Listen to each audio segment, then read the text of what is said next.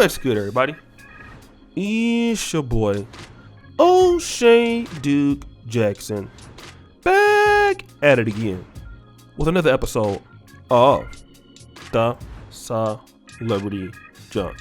As you guys know, I was in the black manosphere up until about a year and so ago.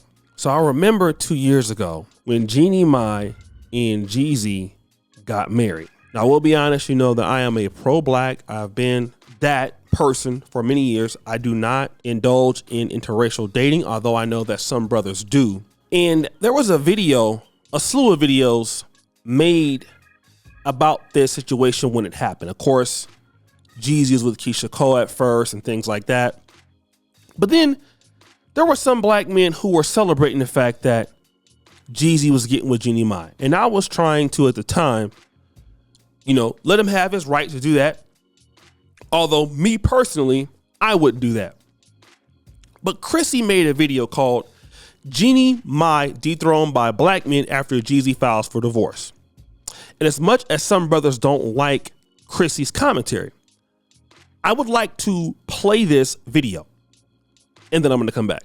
So I did a video about Jeannie and Jeezy in 2020, right before they got married. And I almost didn't do another video about this because I initially did not feel like it. But y'all know me. The response to a situation generally is what triggers me to make a video. And after I saw the online responses from black men after Jeezy filed for divorce, I just had to come through and do a follow-up. Because the way I've seen black men literally backtrack, flip-flop, backpedal, and reverse everything they said about Jeannie 2 years ago when her and Jeezy got engaged, it's just hilarious to me. They are on an all-out smear campaign trying to remove this woman from the pedestal they put her on 2 years ago. And I don't feel sorry for Jeannie, I don't feel sorry for Jeezy, but there are a couple of things that I want to point out. One thing that black men are going to always do when they are embarrassed and take an L is come together, get on code, lie, pretend they never said some shit, and completely change their opinions as if they felt that way all along. Basically to change the narrative back in their favor as black men. And this is black men from all walks of life. They're going to put their differences aside, come together for the greater good to pretty much make sure the black man in the situation looks like the victim. And the really bad part about it is black women will team up with black men to do this, despite them not getting anything out of it. I see a lot of black women mad about Jeannie's dark meat comment. And let me tell you something, black women. You pointing out that a non-black woman that's dealing with a black man is racist, that is not going to stop black men from chasing after non-black women. They don't care how racist these women are. Jeezy is not, quote unquote, coming back home to a black woman because he's divorcing his Asian woman. Let me just say this. And Chrissy has flip-flopped a whole lot on her platform, going from a pro-black to basically who's a colorist to basically whatever the hell she is now. I mean, completely changed up the course. But I gotta tell the truth. What she's saying is not false. When Jeezy got with this woman, there was a lot of brothers who was on that, hey, listen, she's not like Keisha Cole. She's this, she's that. He got him an Asian queen. And even though I was telling brothers, listen, this is what this lady has said about black men before. A lot of brothers was not even looking at that. It was just a win against black chicks. He got an Asian girl. And I would be a liar to say that brothers wasn't saying that. In fact, black men were saying that. And I'm going to tell you why he was saying it. Other black men were saying it just besides Asian women. Now, obviously, brothers do like Asian women too. But the fact that Jeannie Mai also had her own money, and Jeannie Mai was coming out saying things about Jeezy in a very positive fashion. She was saying things like she wants to submit to Jeezy. She never felt no way about a man like Jeezy. He's the best man she's ever been in his life. And so for black men, I believe that was something that we have never really, and we're going to be honest, the things that Jeannie Mai was saying about Jeezy are some of the things you never hear black women publicly say about good black men. Like, just look what's going on right now with Papoose and Remy Ma. You typically hear black men talking about how much they love their wife, how good of a woman, she is, vice versa. But you typically don't hear the opposite, the other way around.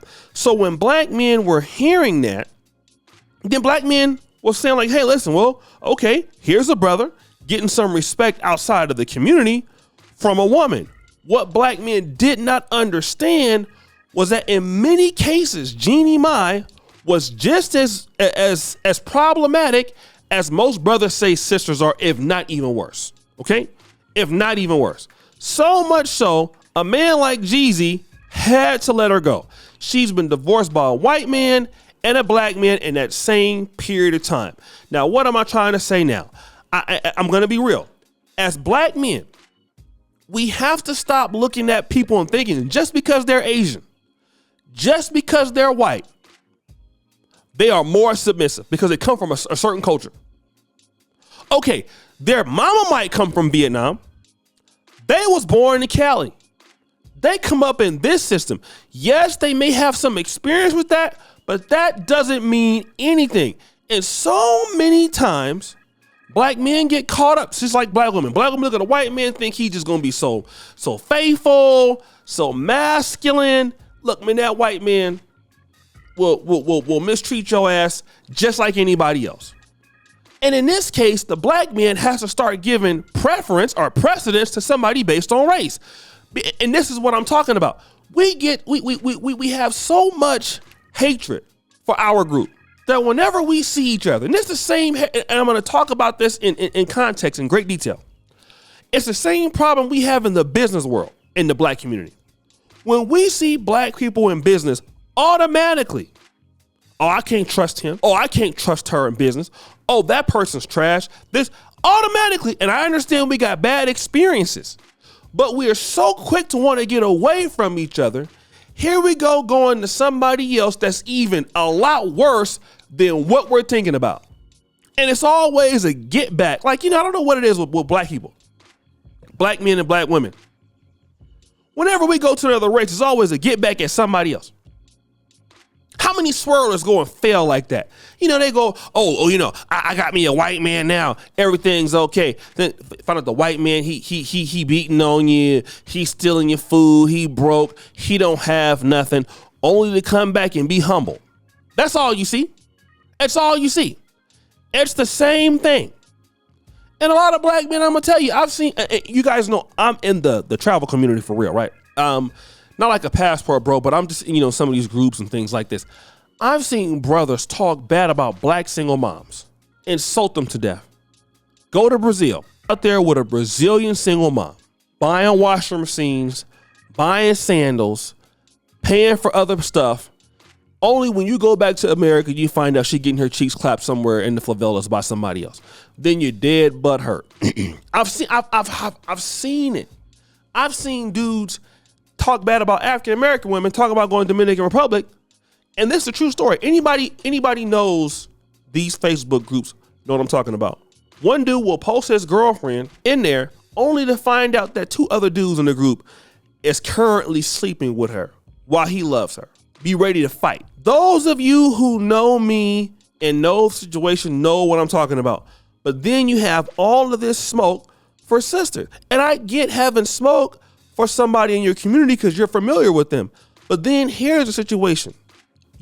A lot of us not even looking at values. Let me tell you this before I end. I had, in my prior day, about 20 years ago, I had decided to date this girl, white girl in Chico.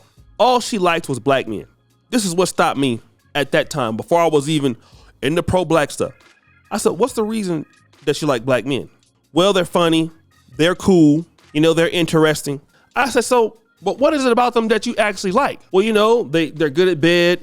So that's the reason why you like black men. So it made me automatically think that if any other guy just comes around and he's black and he's just cool, there's nothing about them in general about building family. You're not mentioning those things. You're not mentioning those things because you don't feel like they can accomplish that. So everything that you're talking about has nothing to do with long-term relationship material.